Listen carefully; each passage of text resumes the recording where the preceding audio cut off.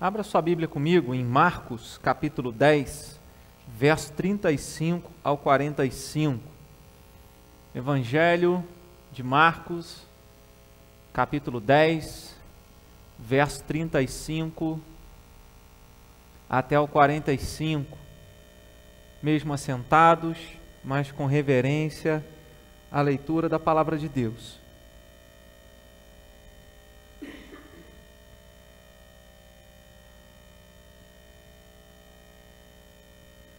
Marcos 10, 35 ao 45.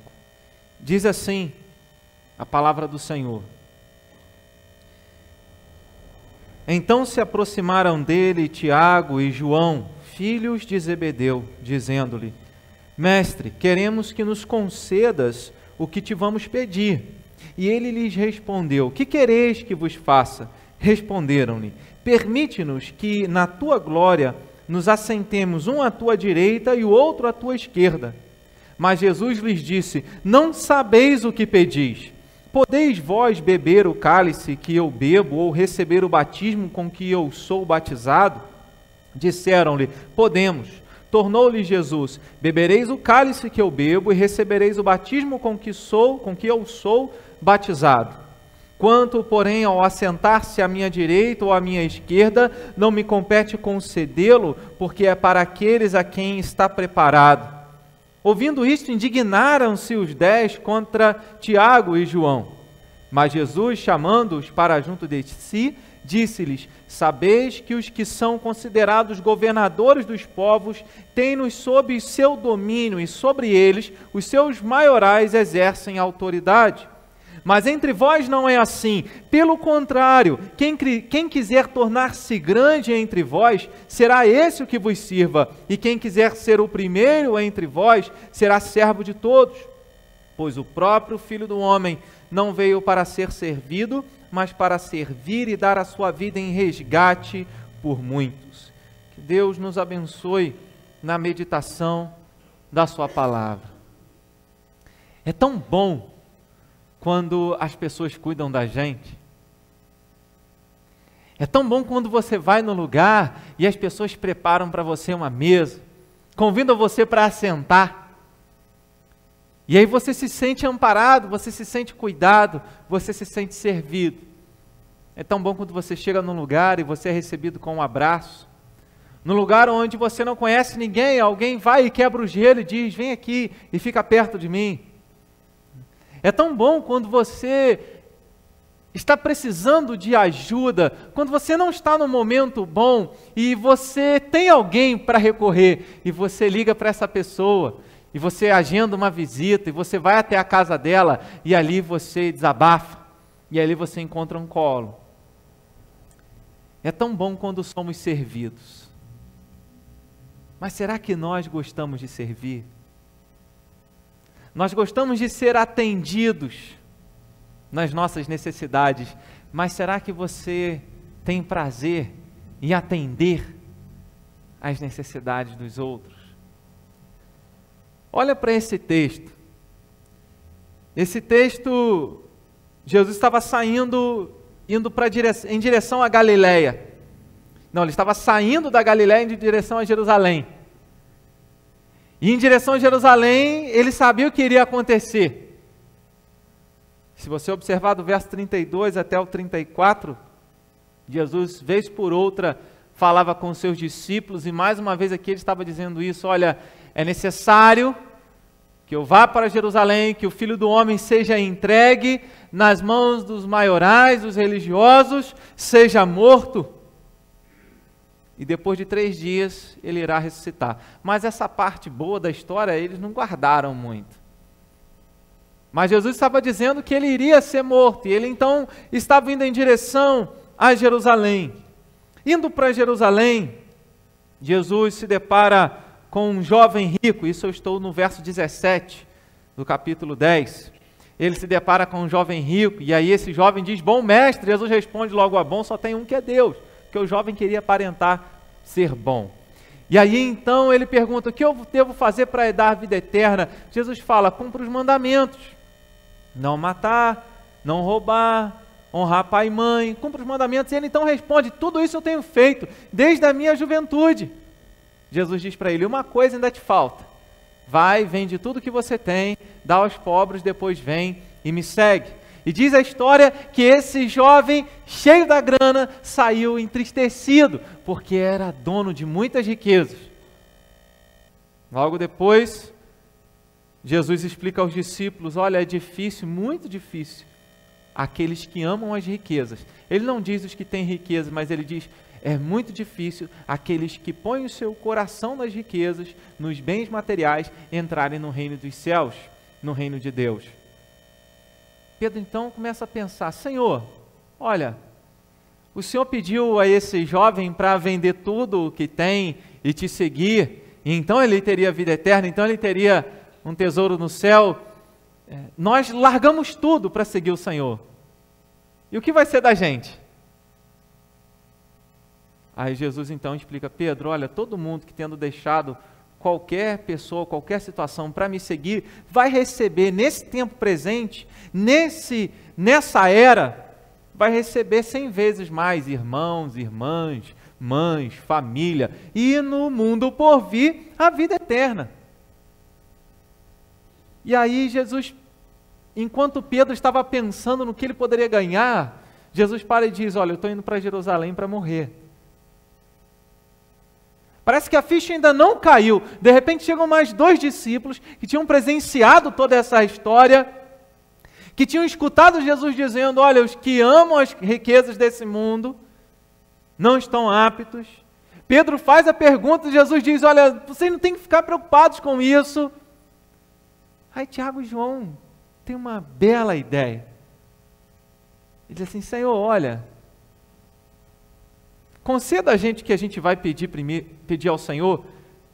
Aí Jesus, antes de responder, diz primeiro o que você quer. Jesus não vai conceder qualquer coisa. E aí então eles pediram, Senhor, nada não é nada não, para o Senhor é moleza. Aqui eu estou dando uma contextualizada, uma enfeitada, né? Para o Senhor é moleza, para o Senhor é fácil. É só que na tua glória, olha, primeiro quando ele fala isso, ele já estava demonstrando que cria que Jesus era rei e ia governar e estaria governando sobre o universo. Era um cara de fé, eles tinham fé em Jesus como Senhor do universo, como dono de tudo. Então ele diz, permite que na tua glória, um de nós nos assentemos uma à direita e outra à esquerda. A gente não quer nem escolher qual que vai sentar à direita e qual que vai sentar à esquerda. Só um lugar para um, outro lugar para outro.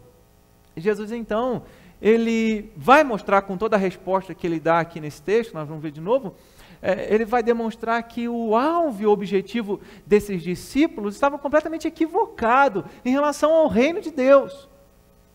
Eles não haviam percebido ainda o que Jesus havia feito, e essa não era a primeira vez que Jesus falava sobre isso, porque se você olhar lá no capítulo 9, verso 33 até o 37, os discípulos, eles estavam questionando, olha, quem que vai comandar? Porque Jesus havia acabado de falar que ia morrer, que iria para Jerusalém e seria morto, isso no capítulo 9, verso 30 ao 32, e logo no capítulo 33, no verso 33 ao 37 do capítulo 9, os discípulos estão discutindo, o mestre falou que vai partir, depois que ele for, quem que vai comandar? Quem que vai estar no comando? Quem que vai ser a autoridade? Quem vai ser o líder? Quem vai nos governar? Quem vai ser o nosso mestre?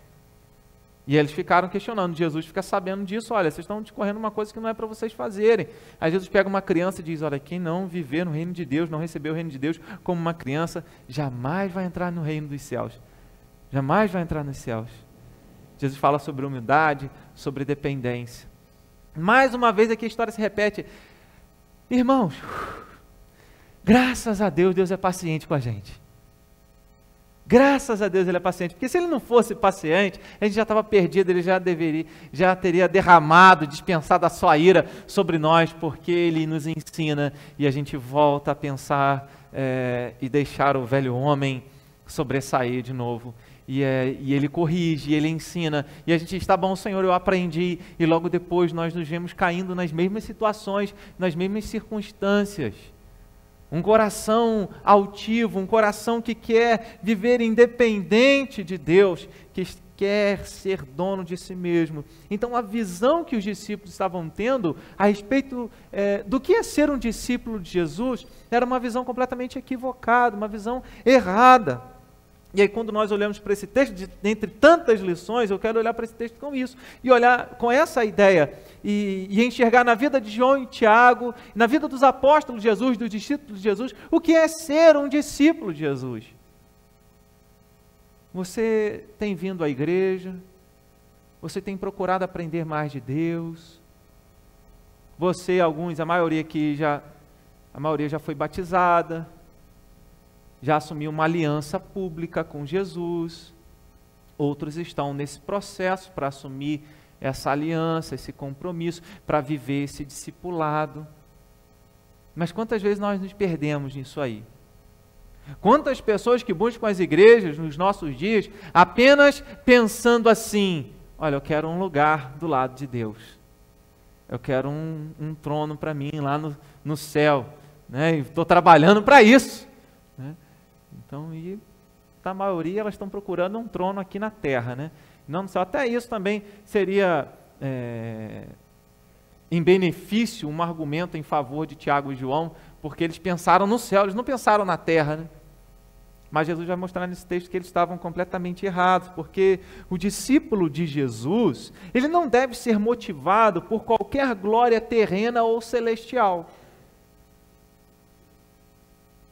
Você não deve ser discípulo de Jesus, ser motivado a ser um discípulo de Jesus por qualquer dádiva que você receba, seja terrena ou celestial. E aí a gente olha no texto onde nós encontramos isso, verso 37 até o 40, quando eles fazem a pergunta, pedindo, e Jesus ele responde: olha, vocês vão beber o cálice que eu vou beber. E essa expressão que ele usa no verso 39 é uma expressão que nos ensina sobre o sofrimento. Vocês estão dispostos a sofrer o que eu vou sofrer, e vocês vão sofrer. Atos 12, lembra que Tiago foi decapitado, e o apóstolo João viveu até a idade avançada, mas preso numa ilha. Então eles foram presos, eles foram perseguidos e sofreram por causa do nome de Jesus. Beberam o cálice que Jesus bebeu. Mas Jesus diz: quanto a sentar à minha direita e à minha esquerda, é meu Pai que resolve isso. Isso não compete a vocês. Já está determinado isso. Jesus já logo abafa ali, mostrando: não é isso. Não é isso que é ser discípulo. Não é esse o interesse que deve haver nos corações de vocês. Interesse por posições.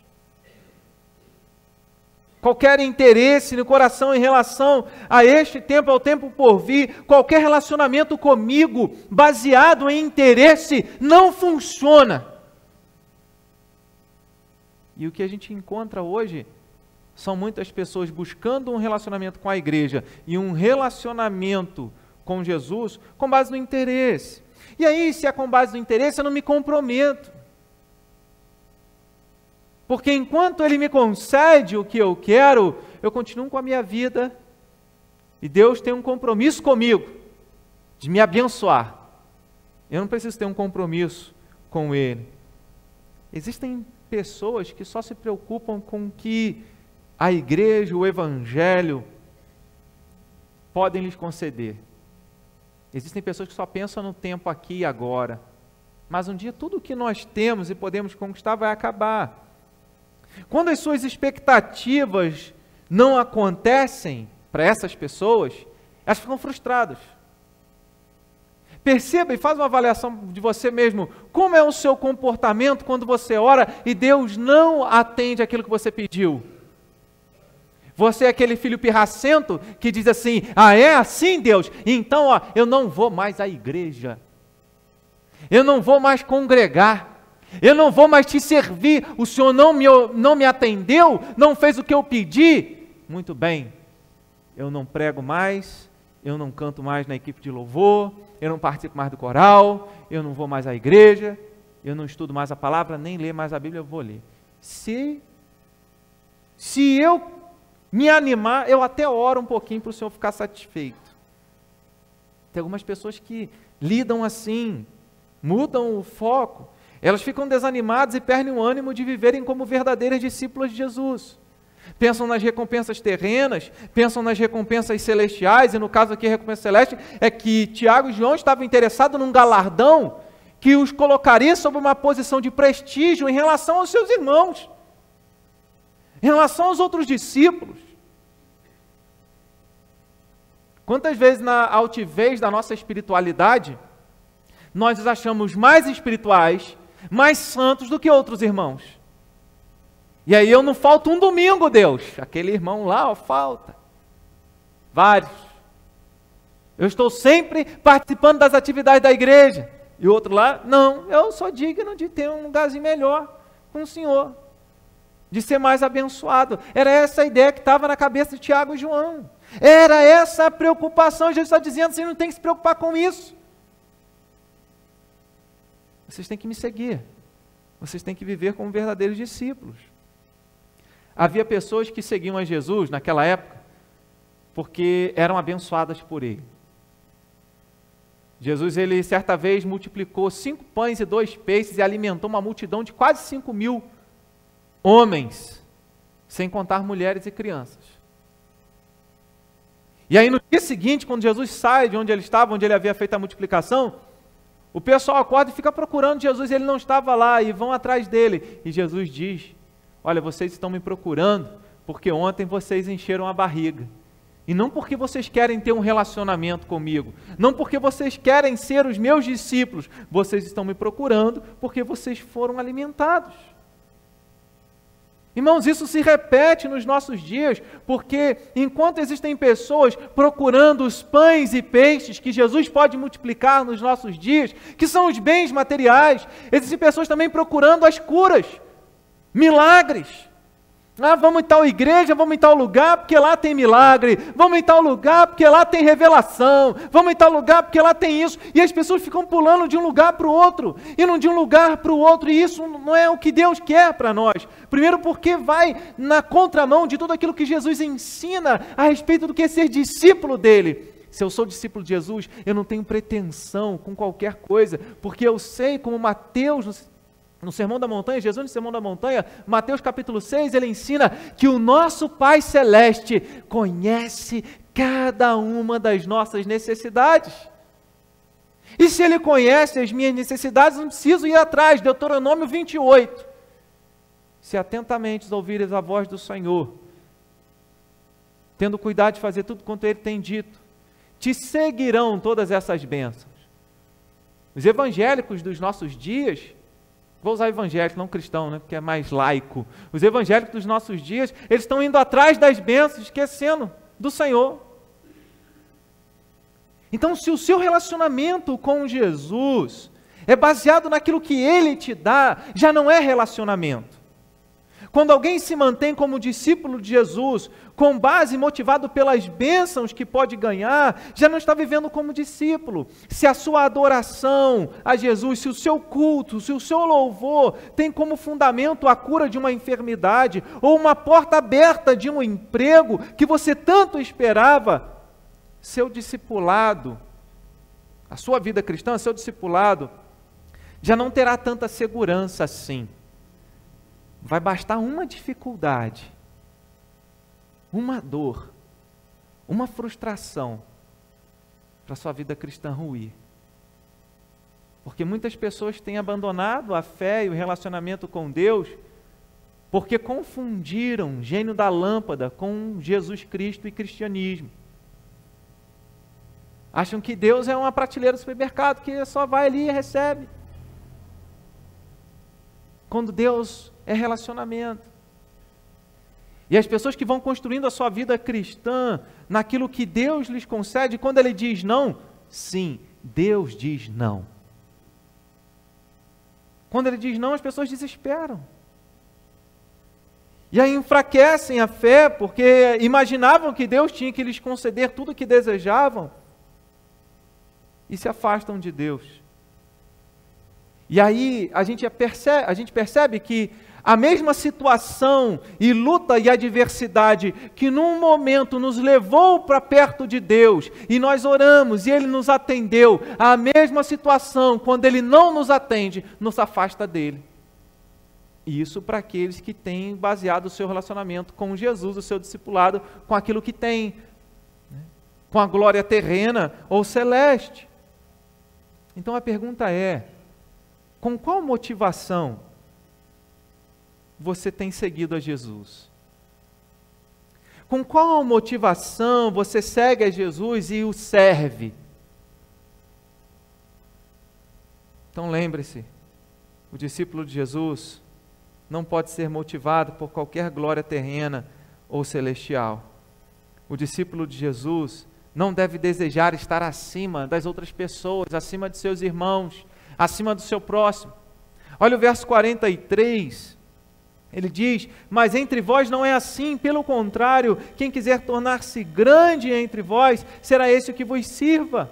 O verso 42, ele explica, mas Jesus chamando para si, disse-lhes, sabeis que os que são considerados governadores dos povos, têm-nos sob seu domínio, sobre eles os seus maiorais exercem autoridade. Jesus está ensinando que o reino de Deus é diferente do reino dos homens.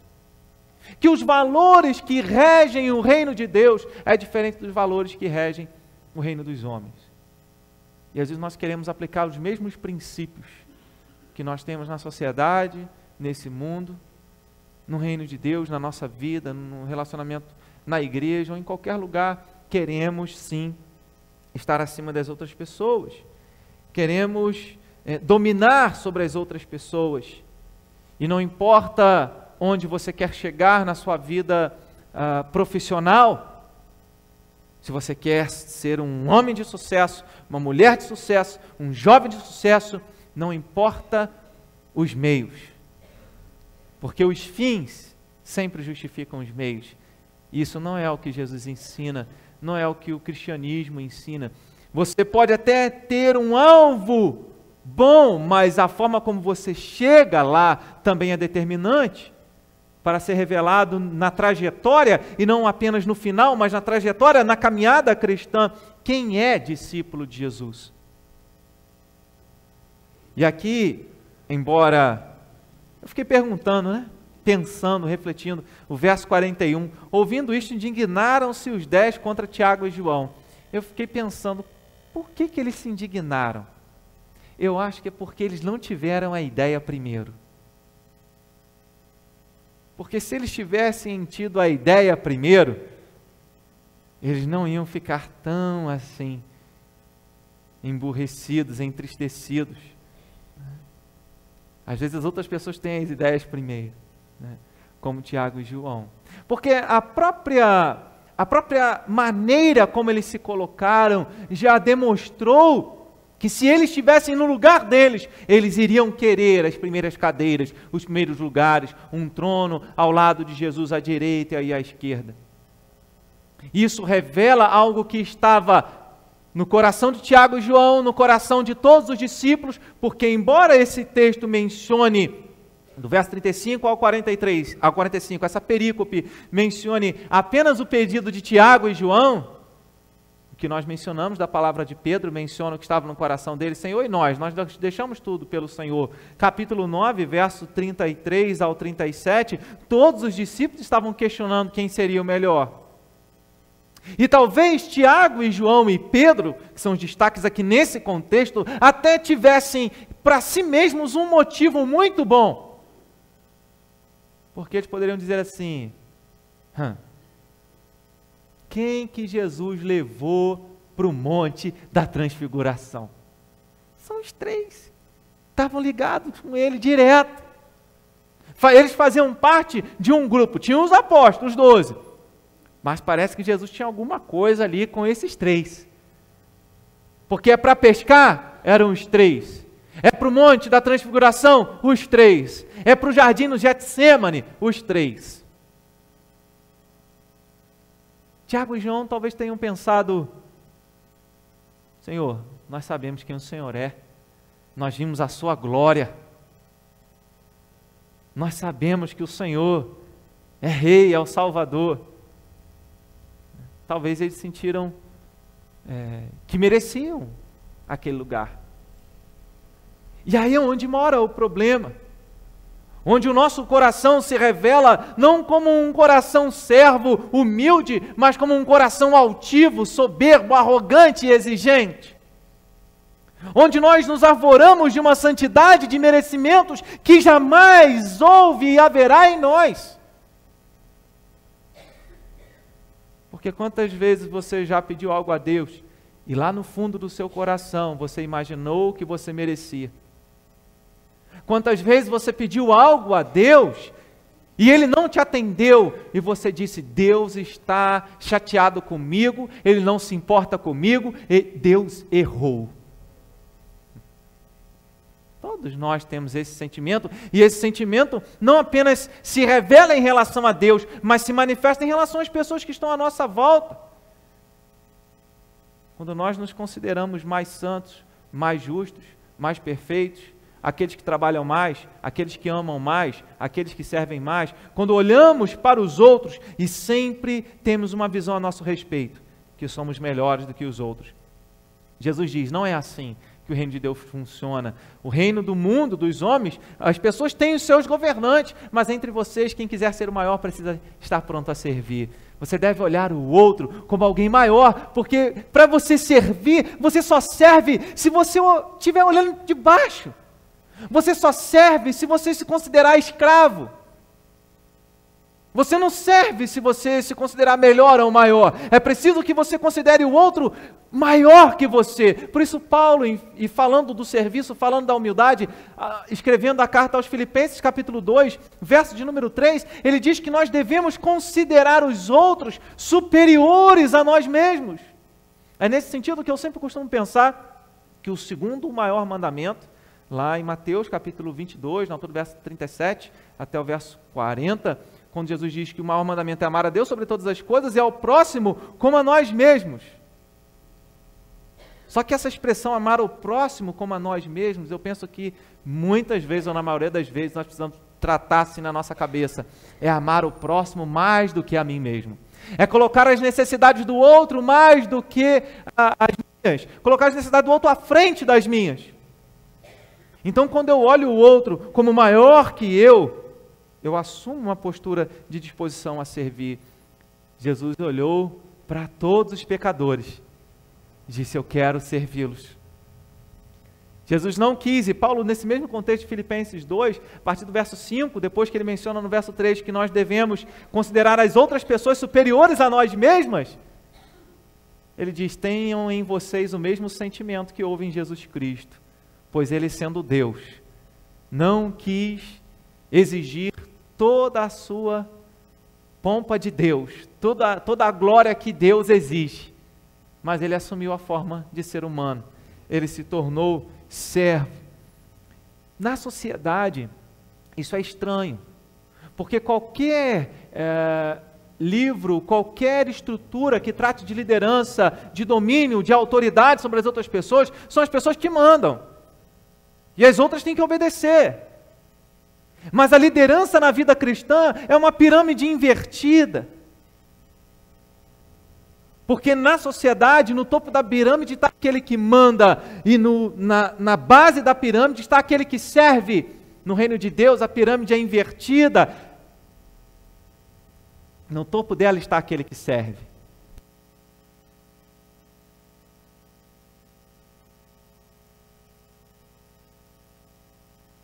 Então, é preciso que nós deixemos de lado os parâmetros e os padrões que a sociedade, que o nosso trabalho, que tantas estruturas nas quais, tantos nichos nos quais nós estamos envolvidos, nos assediam para que nós tenhamos o primeiro lugar, para que nós tenhamos a preeminência, para que nós sejamos os senhores, para que nós sejamos os donos, tenhamos a última palavra. Mas no reino de Deus não é assim. Jesus mostra que o relacionamento entre irmãos não deve ser baseado em alguém que domina e outro que obedece, em alguém para mostrar que alguém é mais poderoso. Como discípulos de Jesus, precisamos vigiar para que a altivez, a soberba não nos alcance, não nos domine. Somos tentados a contar vantagem sempre. alguém vai contar uma bênção para você, aí você sente a necessidade de contar uma maior. Alguém vem contar uma história para você de superação, aí você quer contar a sua. Porque existe uma necessidade nossa de tirarmos o foco do outro e colocarmos o foco em nós. O holofote que os moradores da planície de Sinear, a Torre de Babel, queriam construir um nome que fosse célebre. Isso ainda há. E nós cercamos-nos no nosso mundo e queremos estar em evidência, aparentarmos uma melhor condição de vida para as outras pessoas, do que as outras pessoas que nos cercam. Então, se você tem uma necessidade de ser sempre o melhor que o seu próximo, então se você fica triste quando alguém prospera e você não, então você pode estar sofrendo do mal da soberba. Você pode estar sofrendo de um coração altivo. Você pode estar sofrendo de um desejo de querer ser maior e melhor do que as pessoas que te cercam. Isso não é ser discípulo de Jesus.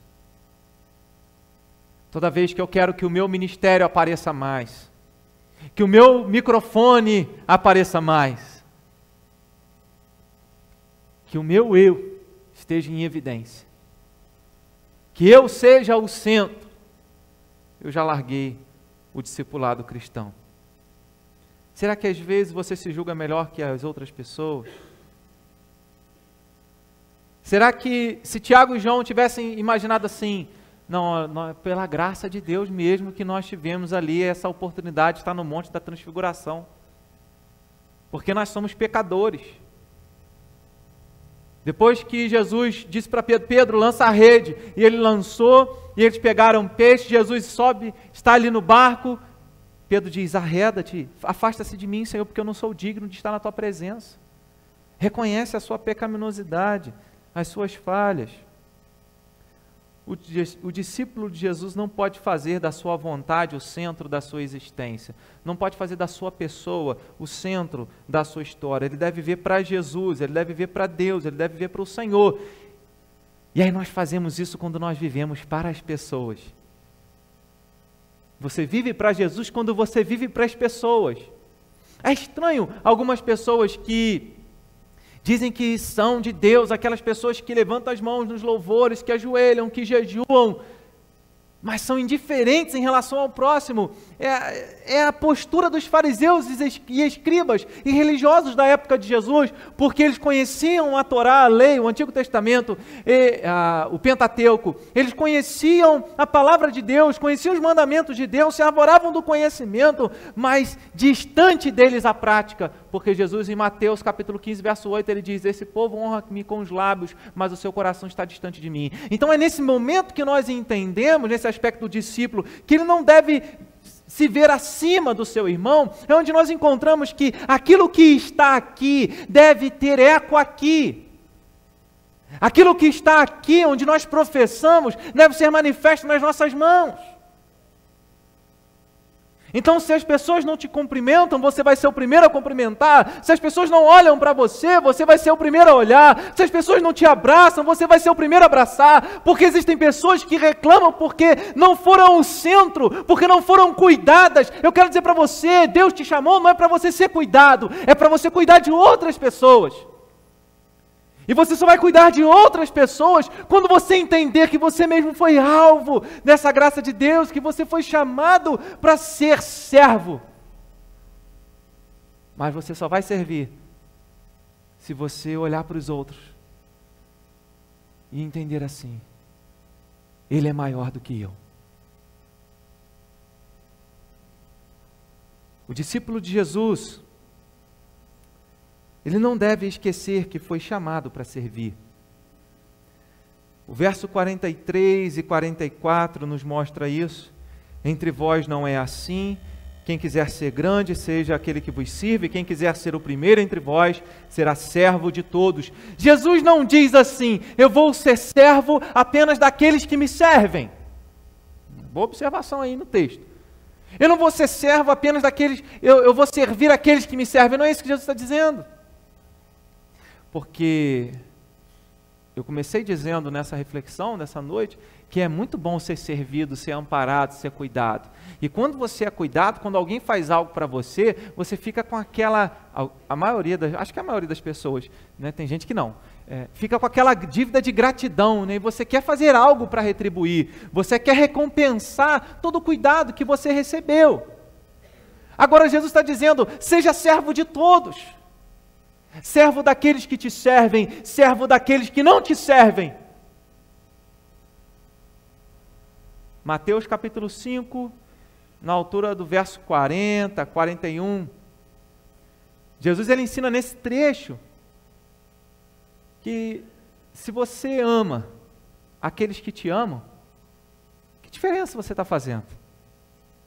Mas você precisa amar aqueles que te odeiam, orar por aqueles que te perseguem. Você precisa ser perfeito, como perfeito é o seu Pai Celeste. Então o discípulo de Jesus não deve esquecer que foi chamado para servir. Esse é o resumo da vida cristã. O nosso interesse não deve ser por lugares de honra, por aquilo que nós vamos receber. A meta da vida cristã não é o quanto você vai prosperar seguindo a Jesus. A meta da vida cristã é quantas pessoas você vai abençoar seguindo a Jesus. Essa é a grande diferença.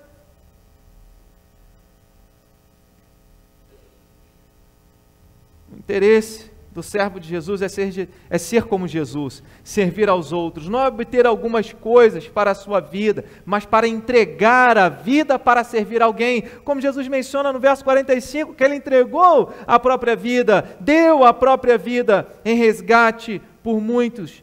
Esse serviço de servir, essa missão de servir exige um preço, dar a sua vida.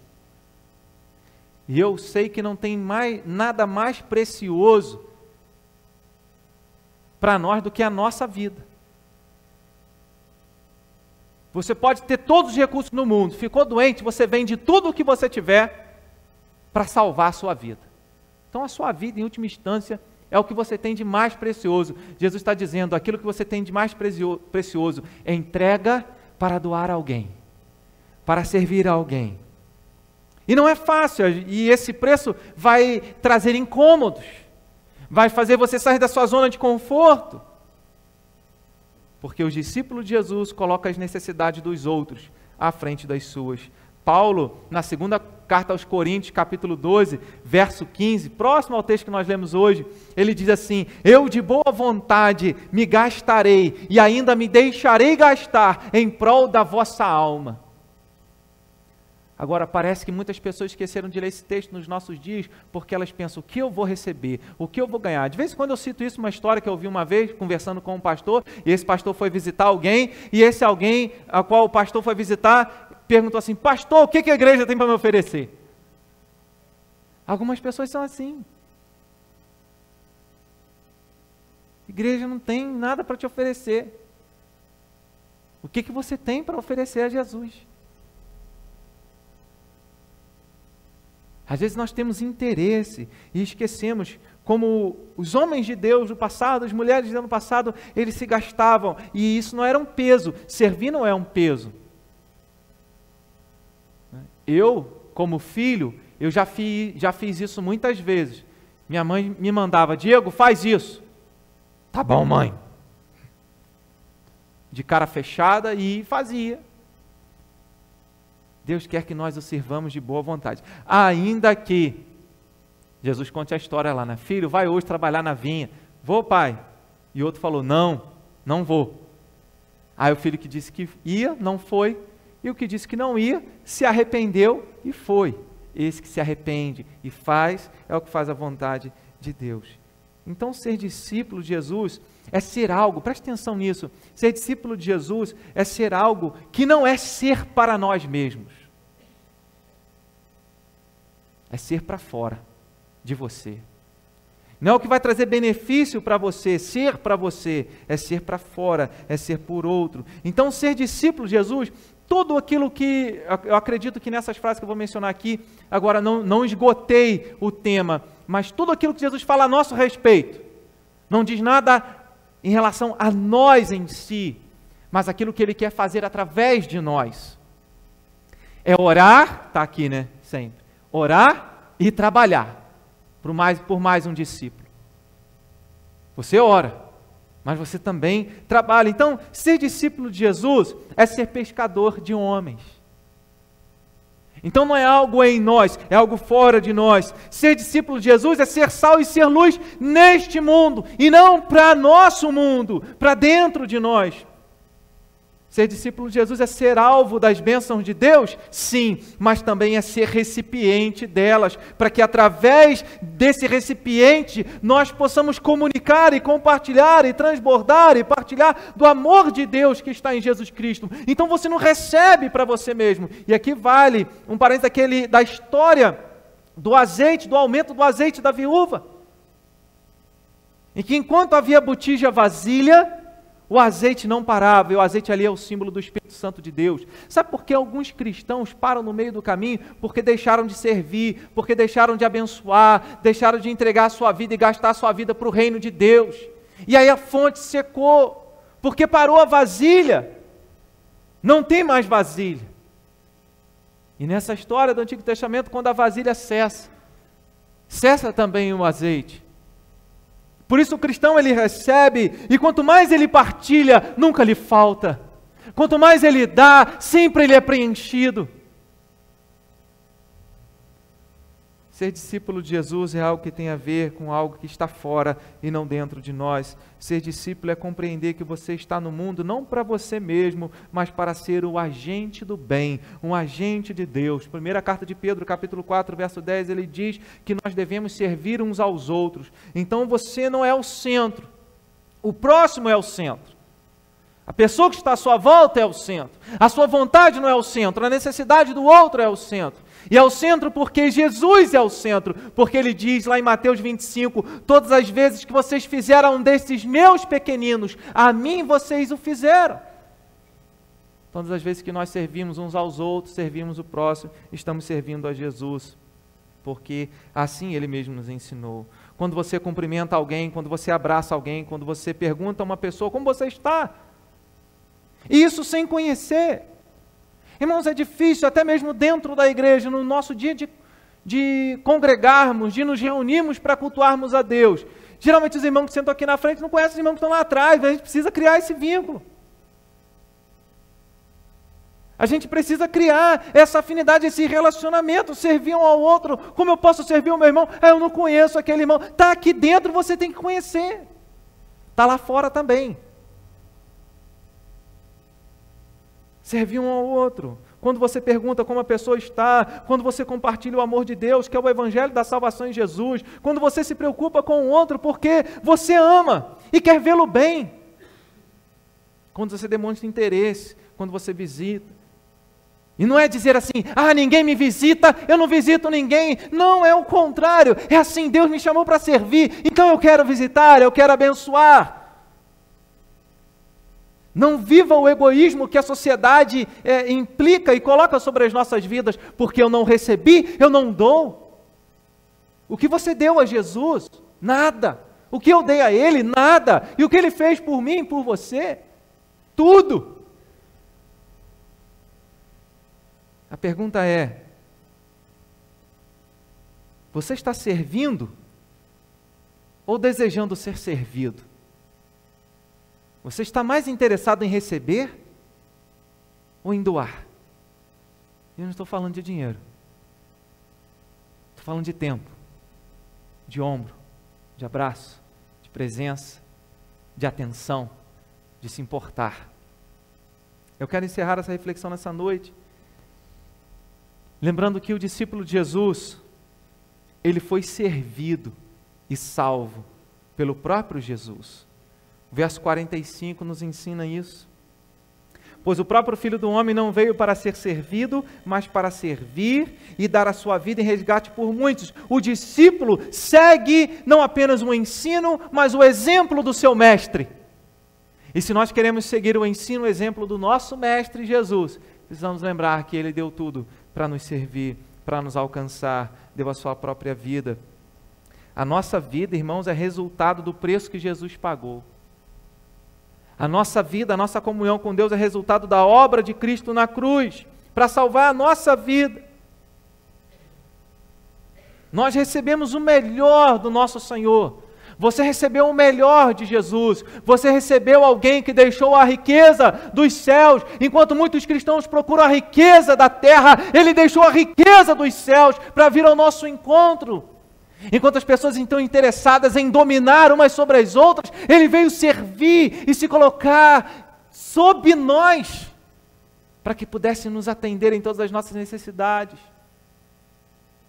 E que enquanto nós pensamos em nos exaltar, Ele pensou em se humilhar. Enquanto nós pensamos em ter, Ele pensou em dar. Ele deu o melhor, Ele nos serviu primeiro, para que então nós pudéssemos, estando cheios e satisfeitos, pudéssemos servir aos outros. Sim, nós temos muito mais do que precisamos e podemos servir. Enquanto todos, na época de Pedro, Tiago, João, os apóstolos, enquanto no nosso tempo as pessoas estão preocupadas com essas coisas, em serem melhores, Jesus estava pensando que Ele iria morrer, que Ele iria dar a vida dele, para salvar a mim e a você, que nunca fizemos nada por Ele. Romanos capítulo 5, verso 8, porque Deus prova o seu próprio amor para conosco pelo fato de ter Cristo morrido por nós, sendo nós ainda pecadores. Jesus veio ao mundo, nos serviu. Ele mesmo disse que era água viva para saciar a sede da nossa alma. Ele disse que era o pão vivo que desceu do céu para nos alimentar verdadeiramente. Ele disse que era a luz do mundo para nos guiar. Ele disse, então, eu sou o caminho. Ele nos serviu com as suas palavras, que era o verdadeiro alimento. Nos serviu com sua carne na cruz, tomando o nosso lugar. Nos serviu com o seu sangue, derramando na cruz para perdoar os nossos pecados. Nos serviu com a sua nova vida, com a ressurreição, para que nós tivéssemos esperança da nova vida. Será que tudo isso não é suficiente para nos despertar? Será que tudo isso não é suficiente para nos levantar e falarmos assim, eu quero te servir, Senhor. Eu quero servir as pessoas. Eu quero ser conhecido como um servo, como o Senhor foi. Porque o Senhor me serviu.